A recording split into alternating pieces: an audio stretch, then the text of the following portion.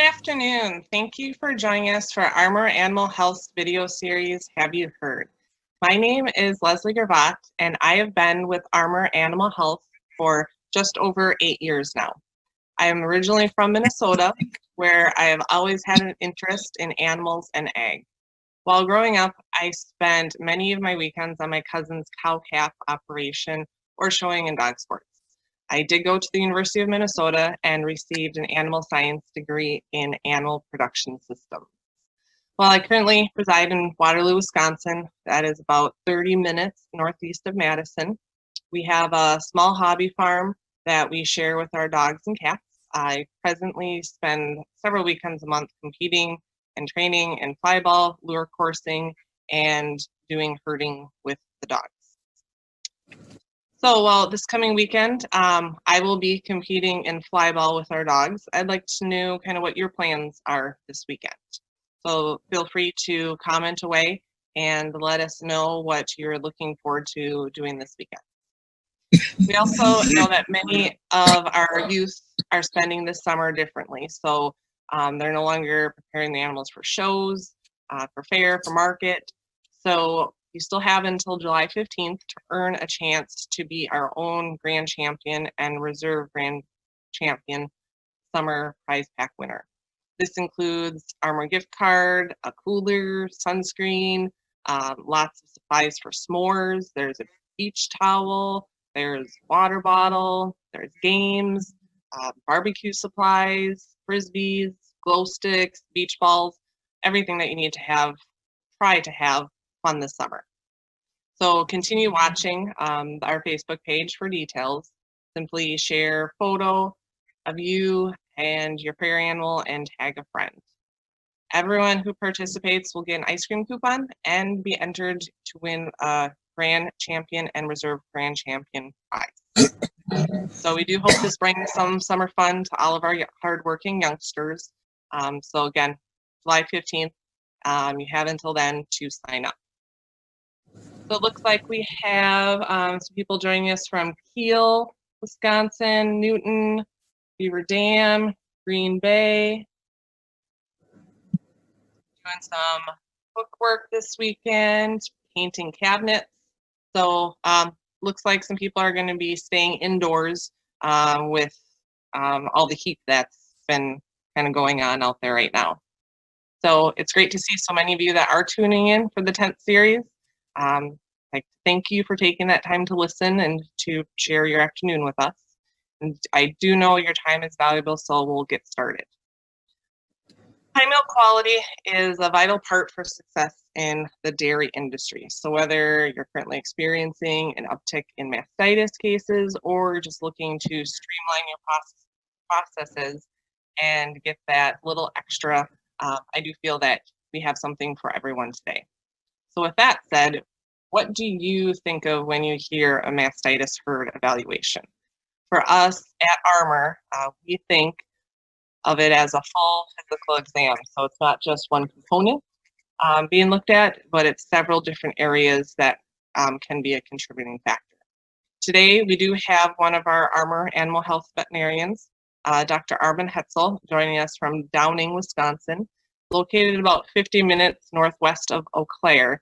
And I do hear that they're having some pretty severe storms in that area. Dr. Armon actually is without power right now. So he did move into his vehicle, so we were able to have a little better connection with him. So Dr. Armon, if you'd like to please introduce yourself to our viewers. Yes, I understand the audio is coming over real good, the video isn't, so bear with me, just listen to me, don't look at me. So like Leslie said, I was a practicing veterinarian for 33 years in Glenwood City, Wisconsin. I graduated from Kansas State University in 1978 and moved right to Glenwood City and have been there ever since. My background is mostly in dairy. As a small town practitioner, we dealt with horses, we dealt with small animals, large animals, but my interest was primarily dairy.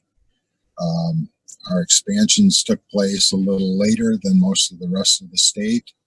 And so in 96, our herds began expanding, and which created an adjustment in our practice. So we immediately teamed up with the University of Minnesota and their dairy people over there, which was a great help to make this adjustment over to the new dairy type situations that were developing in our area. Other than that, my hobbies are fast cars and baseball. So if it has anything to do with that, then I'm all for it. So. Well, thanks, Dr. Armon. Just wanted to remind our viewers that we will be having a question and answer session with Dr. Armon after our talk here. So please feel free to ask your questions throughout the presentation, type in the comments, and we will get to them at the end. So Dr. Armon, when a producer first reaches out to you for assistance in investigating the cause of their mastitis, where do you typically start? Well, like in anything, we have to start at the bottom and work our way up. So, because mastitis is such a huge and variable disease and expense, I usually start by first evaluating their records. And if that is computerized records, that's great. PC Dart, Dairy Comp 305, or any of the other computerized records. I look for trends over a period of time, usually a year, maybe 2 years, as far as I can go back, to see if there's any specific things I can pick up that possibly could be causing your increased cell count or low quality milk. I look at production, reproduction, somatic cell count, current treatment protocols, and current vaccination protocols as a starter point. Once I got those, I evaluate them and then move on next to the second most important thing is a bulk tank culture. So the bulk tank culture, we can do numerous things on. We can do bacteria counts that may indicate there may be some mechanical issues. We can do fat and protein contents. We can check for viruses or zoonotic diseases like Johne's, brucellosis. Our viruses are BVD. To see if we have any of those issues going on. We can also look for toxins that may be causing some issues. The main thing I look at is bacteria and then herd health, the udder health. And by udder health, I'm looking for contagious or non-contagious bacteria. The contagious form would be like Staph aureus, Mycoplasma, Strep Ag, and Prototheca. The non-contagious forms would be such as environmentals like E. coli or Klebsiella, environmental staphs or environmental streps. So once I break that down and find out, it moves me in a different direction as far as where to go from here. So once I have that, I kind of have an idea where I get to go next. We also evaluate environment. We evaluate the bedding. We evaluate the cow pushers. That'll be a lot more in next week's presentation. So. Thanks. When you, Dr. Armon, when you are doing a bulk tank analysis, what are kind of the major benefits of running it, and what are some of the restraints for running a bulk tank culture? Well, for a bulk tank culture, and again, if I have more than one bulk tank culture, it's really beneficial. As many as I can get, I can look at to identify trends. But the benefits, what it provides me a current bacterial number in the current herd. what we're doing right now. Now, if I have previous bulk tank cultures, I can compare that to months past, as far back as I can. So it gives me kind of an idea. Is this a recent issue? Is this a chronic issue? It's much less expensive than doing quarter milking that give you the same thing only on one cow. So I want to look at it first as a whole herd evaluation. I may have to go to individual cultures depending on what we find, but and it's a lot less time to get the results. I can get the results back in 3 days. Our lab in Portland, if we send it out, we can get our results back usually within 3 to 4 days. Some of the oh, go ahead, Dr. Armon. Didn't mean to interrupt you. No, that's fine. Some of the drawbacks of it is, we can't look at today's bulk tank sample and say, oh, I've got 18 infected cows, because we don't know that. So it doesn't give us an individual cow number.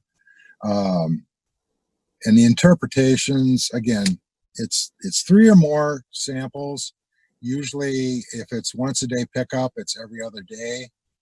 You collect a sample from the bulk tank, put it in the refrigerator, date it, and then we send it off. The samples also have to be held at about, in the refrigerator at about 4 degrees centigrade. Do not freeze them if you want to evaluate for mycoplasma. Thanks, Dr. Armon. And so for our viewers too, for 4 degrees Celsius, that's about 39 degrees Fahrenheit. 39. Yep. So do you have any kind of good collection? I know we're just kind of talking about collecting for the bulk tank, but would you be able to kind of run me through kind of how you would instruct a farm to kind of initiate the collection process? So if you're a small farm and you get every other day pickup, I recommend 3 consecutive pickups. Okay. That will give you approximately 6 days worth of data. The more data I have, the better I can evaluate what actually is going on in that herd. If you're everyday pickup, then probably every other day, I want that 6 to 7 days sampling. So I need 3 samples, 3 to 4. If you want to go 8 days, that's fine. But at least 3. And every other day if you're everyday pickup. And then just date the little vials. You can get the vials from your milk hauler and date the vials on top. And then when we send them in, they'll evaluate what's in that over the course of a week. If I just do a spot check on one day, my results could be a little bit skewed one way or the other. So it doesn't give me the best results. But that's for the quickest, that's the best way to do it. Thanks. I know you had mentioned kind of record analysis, but what additional records do you typically go through so you can understand current and past trends on the farm? Well, I look at when I look at again, I look at production, reproduction, and then somatic cell count, vaccination protocols, and treatment protocols. Okay, so if I'm really focused on somatic cell count, which usually I am, I will look and see if there's a particular stage that I'm seeing the mastitis in. Is it 0 to 40 days, 40 to 100, 150 and above? When I look at, is it only heifers? Is it only cows? Or is it straight across the board at all stages of lactation? And, it gives me an idea of, do I have a chronic situation or an acute situation or a very quick situation that I'm dealing with. And again, we're going to get into some of that next week when I look at where they calve, how they calve, do they calve in pens, what type of bedding they use, and that type of thing. That's all next week. But yeah, so I look at that. Then I look at trends over the course of a year.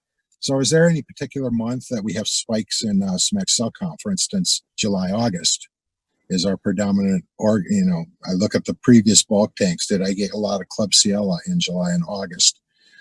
Did I get prototheca in August and July or June?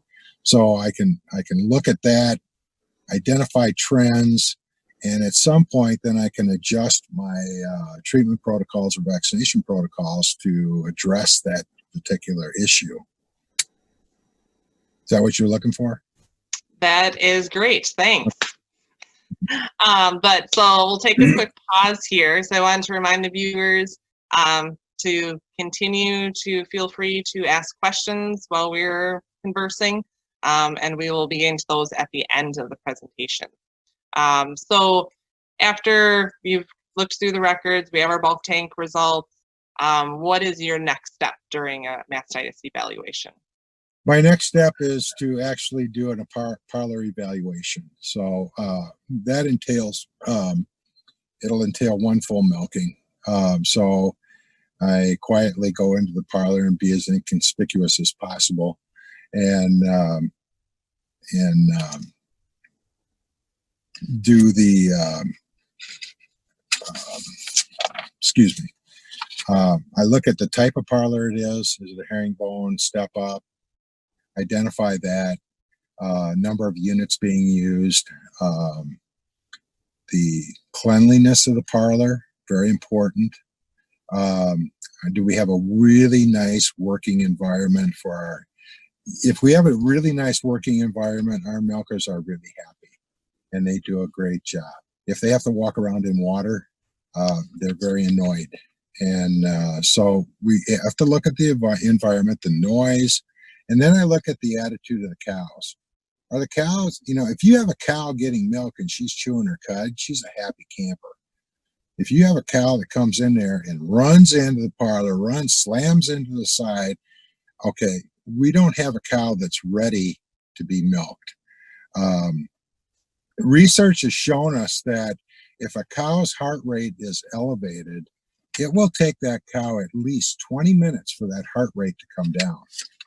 And any person that is elevated heart rate knows that they're on edge. They will not milk to their full potential. So we want to look at the environment of the parlor. It's very, very important. I also look at the number of employees that are in the parlor and that are working. I evaluate the T-tip. And again, my theories on T-tip is that if it passes Protocol C of the National Mastitis Council, it has qualified as being a very good T-tip. If it has not, I don't recommend using it. So the different T-tips out there, the dioxins, the hypochlorites, the iodines,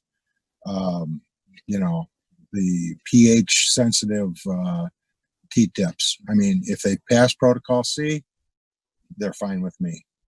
I also look at T-tip coverage. Are they using brushes?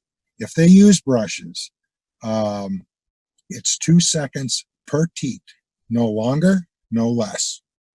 If we don't give them 2 seconds, we're not getting that teat clean enough. If we go longer than 2 seconds, we may be causing some abrasions on the teat. So it's 2 seconds on brushing. Are they using T-tip cups? And if they are using T-tip cups, are they getting good coverage?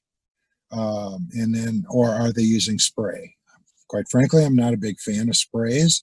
I don't think you can get the back end of the teat. But I've seen it work and I've seen it not work.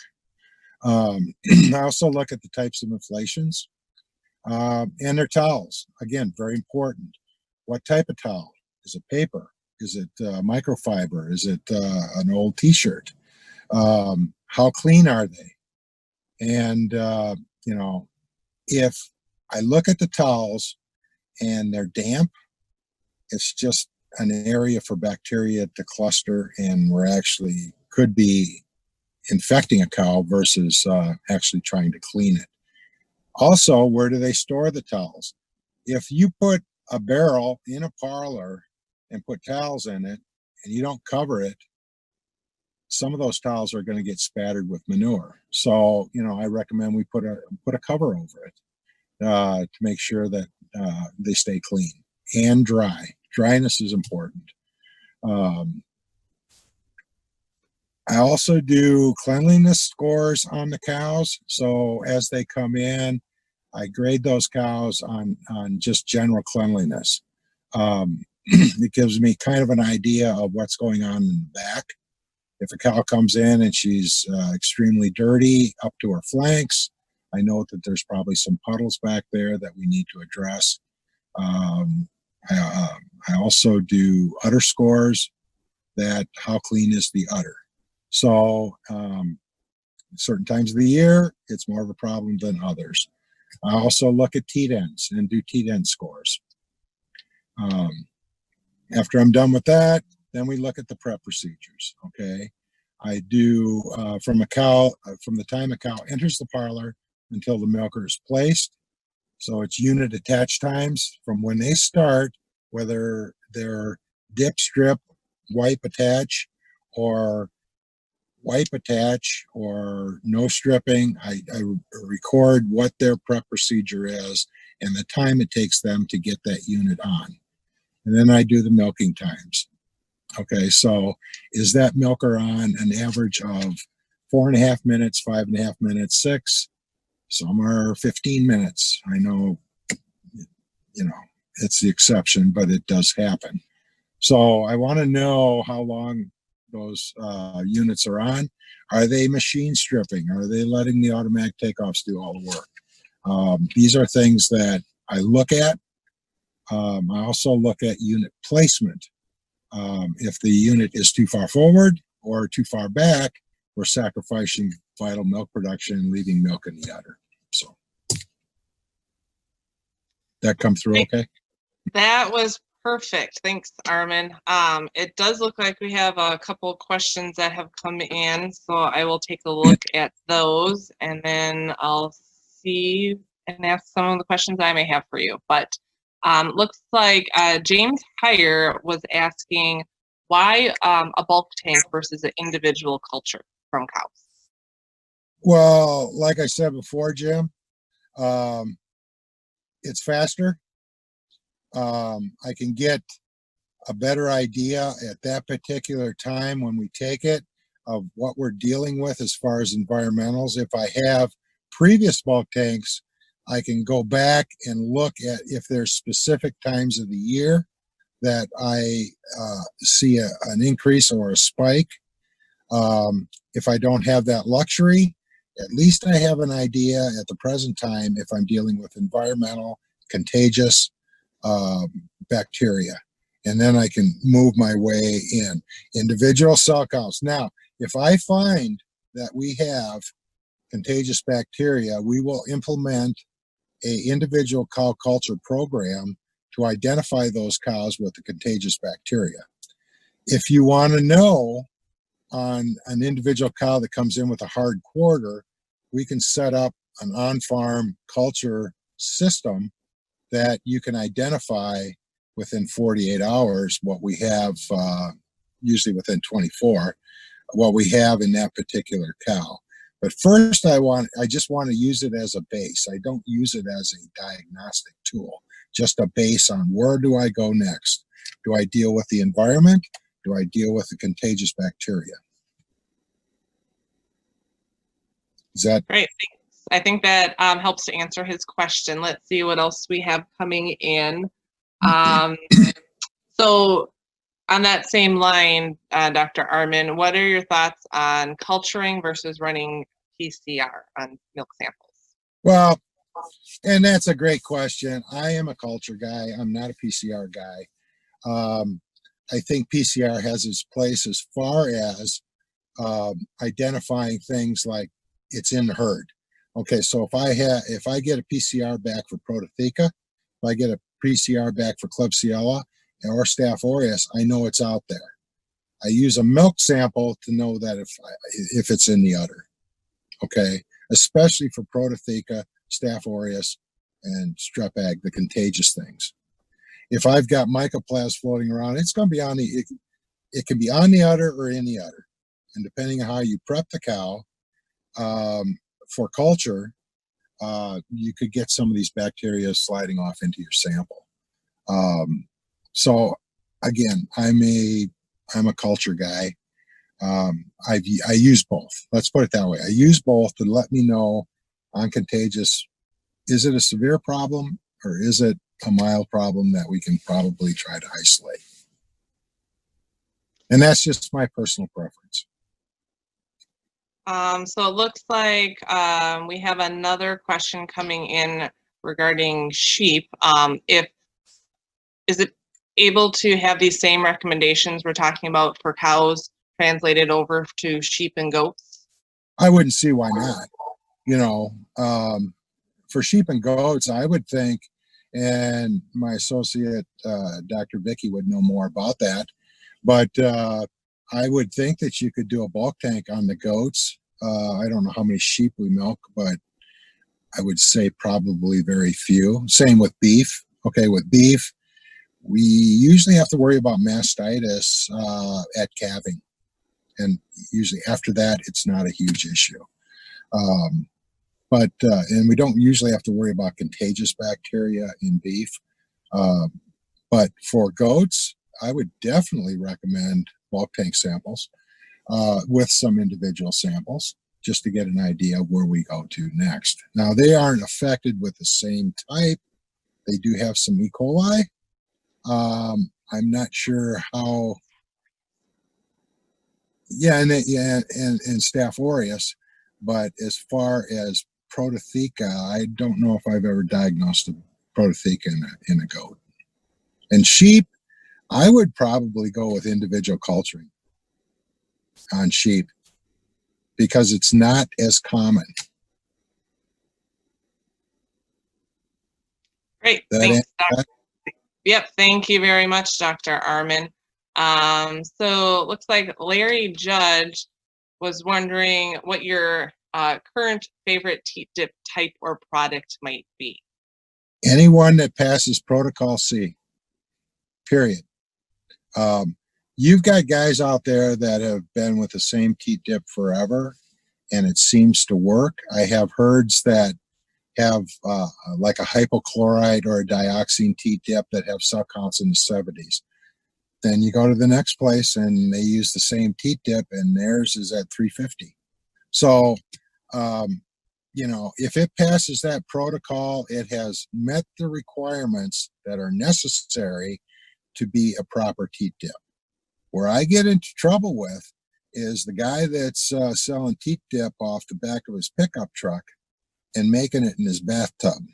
So, because that, we don't know the concentration. We don't know, this, that, or the other thing. Now, there are certain teat dips that work better in winter than they do in summer. And for those people in the South, that doesn't apply to them. But for us up north here, it can. Okay, certain teat dips will dry out the teat more. So you got to work with more conditioners. But that's a seasonal thing. But again, if it passes Protocol C, I don't have a favorite. Right. Yeah, thanks, Dr. Armon. And we'll kind of be talking a little bit more next week about kind of the specific types of dips, depending upon what type of mastitis pathogens that we might find. But it looks like we have another question from James Heyer. He was wondering, can nutrition problems cause mastitis issues? Absolutely. That's part of it. Well-fed herds, and it's more or less the response of the immune system. So if we have nutrition problems, we usually have depressed immune systems. And a depressed immune system will lead to all sorts of problems, reproduction. And that's why I go over all the records, because if it looks like I'm having problems with reproduction, if it looks like my vaccination protocols aren't in order, or there's issues there, or my production isn't what I think it should be, then our immune system is compromised. And a compromised immune system will lead us susceptible to any kind of bacteria, including mastitis, but to pneumonia, to any type of bacteria infection, which is going to devastate our milk production and our cell counts. If our production goes down, usually our somatic cell count goes up. because they're not milking to their full potential. So yes, the answer is yes. So yeah, everything starts with basic nutrition too. It looks like we have another question about wondering if milkers can prep too fast in the hurry to move more cows through the parlor every hour. Absolutely. Yes, they can. Absolutely. And that's why we do the prep to place times. So we want at least, excuse me, at least 90 to 120 seconds between the time we start to prep the animal until we place the unit. Okay. If we are under 90 seconds, we don't allow the proper letdown or stimulation of that cow to get the maximum production out of her. If we go too long, we get the oxytocin release. And what happens is she wants to milk, but she can't. So she gets nervous. And again, her heart rate goes up. She gets nervous and then she shuts down. So that's why we want to do it. So oftentimes when I'm looking at prep to place, I've got somebody that's doing 5 cows or it's not in the proper order. And I'll just tweak it a little bit till I get down to that 90 to 120 seconds in that area. That's ideal. If we go a minute 45, it's not a big deal. It seems though that if we go under 90, it is a big deal because we don't get the proper oxytocin stimulation. Thanks. And it does look like we have another question that has come in from Kendra. We use 2 thrifty dippers, one with a pre-dip and the other with a post-dip. I've recently noticed our pre-dip dipper has lots of debris floating inside of it. I always thought they weren't supposed to backflow. Does this mean it is broke, worn out? Could this be affecting the udder health? We milk 112 cows and usually treat a couple cows a week for mastitis. So again, she's recently noticed that her pre-dip dipper has lots of debris floating inside. Absolutely. I mean, that basically, not only do you decrease the effectiveness of your dip, but you actually have debris in there. So my feeling is that your dipper's broke. You need a new one. And if you're getting that much debris, I'd also look at the prep. Okay. And if there's a lot of debris on the udder in the winter, and I recommend this all the time, is to flame the udders. The longer the hair, the more junk you're going to get to contaminate it. So I flame udders usually every 6 weeks, or clip them. If you've got nice cows, you can clip them. And getting the excess hair off decreases the bacterial load on the udder. Okay, so by doing that, you will get less debris. But it sounds to me like your dipper isn't functioning properly. So I would get a new one, because if it's not doing it on the post-dip one, just on the pre-dip one, it's time for a new pre-dip cup. Thanks, Dr. Armon. I actually did have one quick question before we kind of wrap things up. I was just wondering, what kinds of towels do you recommend? Usually like cloth or paper towels when pre-dipping cows? Either one will work. I prefer the microfiber towels, and actually I prefer paper too, because it's an individual towel per cow or per teat, however you want to do it. The problem with paper is you got a lot of paper and you got a lot of waste and you got more work to do afterwards. The microfiber towels, if we have adequate washing and drying, will last much longer than the cloth towels. And so replacing them is a lot less. Plus the microfiber towels, I think do a great job in getting a lot of debris off the teats.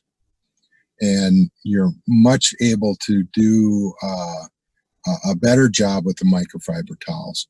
But any of them will work as long as the teats are clean and dry. You can use whatever you want, as long as they're clean and dry and you get the debris off. I think the microfiber towels do the best. but I've seen a lot of cloth towels. So what I don't want to see is one towel per milking, which I have seen. So we've got the same towel and we're wiping and prepping every cow with the same towel.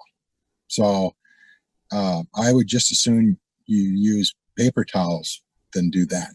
And again, how do you wash them? Is it hot water? Are they dry when you put it in there? Are the towels covered while they're either in the parlor or even in the stanchion barn? So. Hey, thanks, Dr. Armon. It does look like we're out of questions. Is there anything that you would like to add before we wrap up? No. I did, and I'm glad you brought up the goats and the sheep and the beef. I brought up the beef. You didn't bring up the beef. But again, these animals are not as susceptible as it seems like our dairy cows are. And a lot of it, not the beef cows, but a lot of the sheep and goats, it's the design of the teat itself. Okay, the sphincter. It doesn't open as wide as what the cows do, so the chances of infection aren't as high. As far as the beef go, most of these beef are out on pasture. It's clean, it's dry, this type of thing. And, the biggest problem we've got with them is right after they calve. So you treat them the same, try to identify what they have and treat them accordingly. So the nice thing about beef too is that they're stripped out every 10 to 15 minutes by the calf. Now, I don't recommend the calf drink that milk, but they do. So, where I tell my dairymen to strip them out every 15 minutes, which never happens, but that's what I tell them. The calf will do most of that. So. Well, thank you very much, Dr. Armon, and we'd like to thank our viewers for joining us today. I hope they learned something new, and don't forget to share with your friends our video series. And so this has been recorded and it's available on our Facebook page, also on our YouTube channel, so you can go back and review it later. If you are watching this recorded version, still feel free to ask questions. We will find them, we will answer them, and get back to them. After this live, there will be a survey in the comments. So please feel free to open that survey, let us know how we can better serve you, what topics you would like to hear about in the future, and you may even be selected to win a prize just for filling out that survey. And so to thank you for watching, have you heard, like, share, tag, friend, in order to be entered in a chance to receive a $25 ice cream gift card. This is in honor of the National Ice Cream Month of July.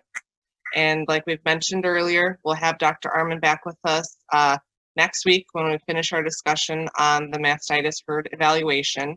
We'll be discussing real life on-farm practices in the milking parlor and freestalls.